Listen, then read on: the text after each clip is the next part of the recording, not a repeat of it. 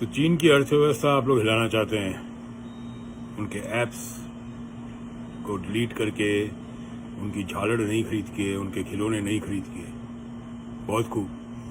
कहाँ से आइडिया आते हैं आप लोगों को ये सब? देखिए, चीन की अगर आपको अर्थव्यवस्था को हिलाना है तो चीन के कंपटीशन में काम करना पड़ेगा। जैसे रेस होती थी स्कूल में, आप बोलो मैं तो रेस का बहिष्कार कर रहा हूं, तो इसका मतलब नहीं कि आप रेस जीत गए, आप डर गए। अमेरिका है ना, जिस देश में मैं बैठा हूं, ये सबसे बड़ा कंज्यूमर मार्केट है दुनिया का, और ऐसा कोई भी देश नहीं है पूरी दुनिया में जो अमेरिका में एक्सपोर्ट नहीं करता। यहां का राष्ट्रवाद फरेब नहीं है। यहां पे जबरदस्ती किसी को बोला नहीं जाता कि अमेरिका पापा इज ग्रेट, नहीं, ठीक है। मगर यहां पे जनता खुद बड़ी राष्ट्रवादी है, चाहे सरकार कोई भी हो। अभी हाल फिलहाल में मैं आपको बता देता हूं जो हो रहा है यहां पे। यहां की जनता खुद ही सामान नहीं खरीद रही चीन का बना हुआ।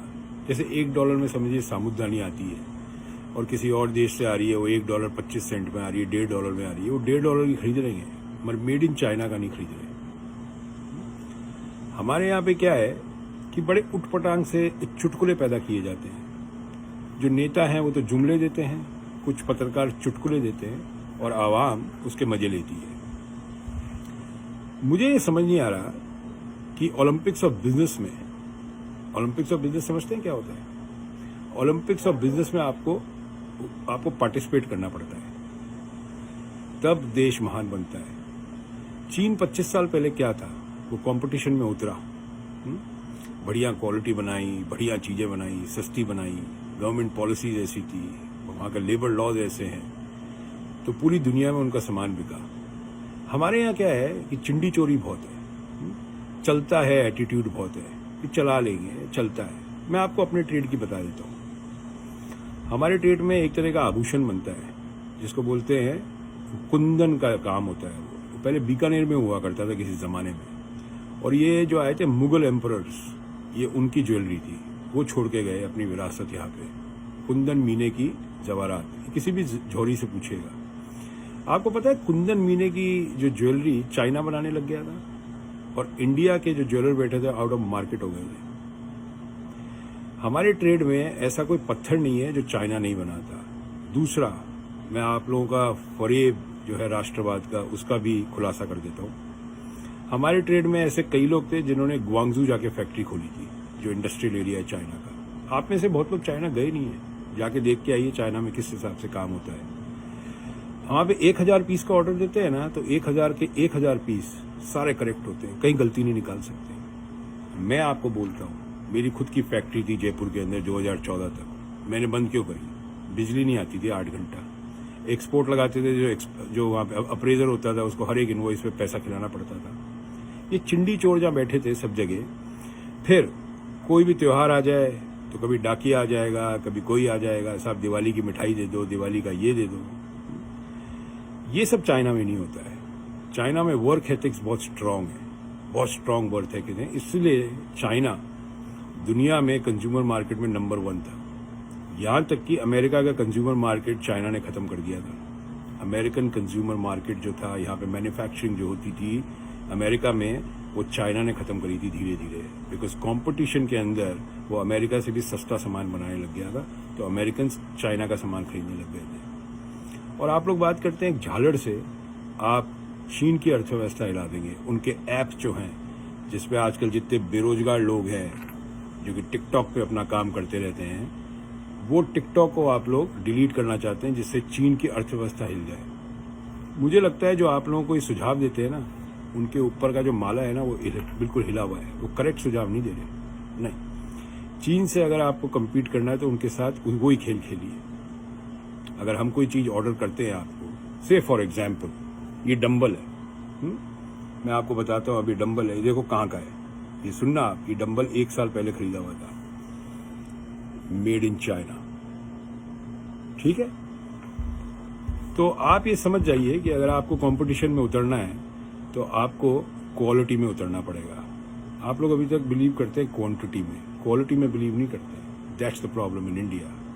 और किसी भी मैन्युफैक्चरर से पूछ लेगा, चाहे वो कपड़ा बनाता हो, कपड़े बनाने की फैक्ट्रियां इंडिया में बंद हो गई। कपड़े बनाना सारा का सारा अमेरिका जितना कपड़ा खाता है वो सारा बांग्लादेश, वियतनाम, इंडोनेशिया चले गया। पूछिए कोई गारमेंट एक्सपोर्टर्स से क्या हाल है आज की तारीख में, क्योंकि वहाँ फैक्ट्रियाँ चलाना एक तरह से बहुत बड़ा काम है इंडिया में आज की तारीख में, बहुत बड़ा काम। जो लोग फैक्ट्रियाँ चला रहे हैं इंडिया में, आपको सलूट है। हर जगह ट्रेड यूनियंस हैं, फैक्ट्रियाँ बंद करवा देते हैं। महाराष्ट्र में एक ट्रेड यूनियन लीडर हुआ करते थे, उनका नाम था दत्ता सामंत। उनका एक ही काम होता था, फैक्ट्रियाँ बंद कराना, लोगों को ब्लैकमेल करना। तो भाई अगर आपको चाइना को हराना है तो चाइना के साथ कम्पीट करिए। उनके माल को बैन करके आप कुछ नहीं कर सकते, कोई अर्थव्यवस्था नहीं हिला सकते चाइना की। और आपको क्या लगता है कि सिर्फ आप ही चाइना का सामान खरीदते हैं और दुनिया में कोई नहीं खरीदता? आपने बैन कर दिया तो चाइना की अर्थव्यवस्था हिल जाएगी। स्क्रू ढीले आप लोगों के और आपके नेताओं के, जो आपको इस तरह के सुझाव देते हैं। और जो लोग ये बात करते हैं कि झालड़ नहीं खरीदनी इस दिवाली पे, हर दिवाली पे बात होती है ना, झालड़ नहीं खरीदनी, बड़ी अर्थव्यवस्था हिल जाती है चीन की। थोड़ा समझ का इस्तेमाल करिए, कंपटीशन में उतरिए। कंपटीशन का ज़माना है, कंपटीशन से भागिए मत। समझ में आई? वो स्टार्टअप इंडिया और ये एंटरप्रेन्योर्स, डिजिटल इंडिया, क्या हुआ इसका? कुछ नहीं हुआ। अगर स्टार्टअप्स होते आज की तारीख में इंडिया में तो थोड़ी बहुत फैक्ट्रियाँ लग चुकी होती, यंग एंटरप्रेन्योर्स पैदा हो चुके होते।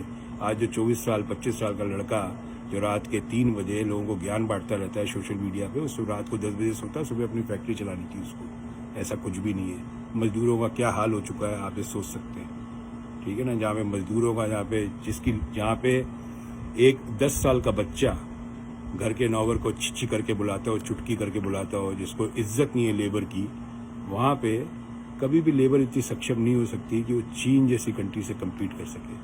और जैसे मैंने कहा, ग्वांगजू जाइए, पता करिए एयर एशिया की टिकट मिल जाती है $28,000 की, $28,000 की। जाइए, पता करिए, देखिए कैसे फैक्ट्रियाँ चलती है।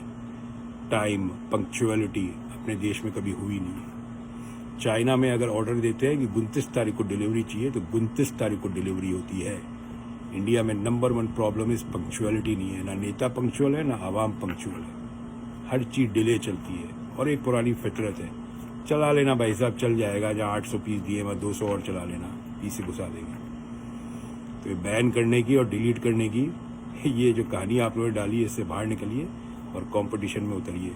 इतनी बड़ी आईटी इंडस्ट्री है, खुद के ऐप नहीं बना सकते आप, खुद का फेसबुक नहीं बना सकते, खुद का ट्विटर नहीं बना सकते। और गजब की बात यह है, ट्विटर कंपनी में और फेसबुक में सबसे ज़्यादा आज की तारीख में इंडियंस काम कर रहे हैं अमेरिका में। और इंडिया में बैठ के वो लोग ट्विटर और फेसबुक जैसी चीज़ नहीं बना पा रहे। यहाँ तक कि जो आपकी कंपनी थी फ्लिपकार्ट, जो उसमें बंसल ब्रदर्स थे, वो भी अमेजोन में काम करते थे। वो यहाँ से सीख के आए जब उन्होंने फ्लिपकार्ट डाला था वहाँ पे। समझ में आई आपको बात? इसके आगे कहानी क्या है? अभी भी अमेजोन इंडिया कंपटीशन दे रहा है। अमेजोन इंडिया ने कितनी कंपनियां खरीदी वहाँ पे, आप लोगों को पता भी नहीं है आज तक। कंपटीशन करिए, भागिए मत। जय हिंद, भारत माता की जय।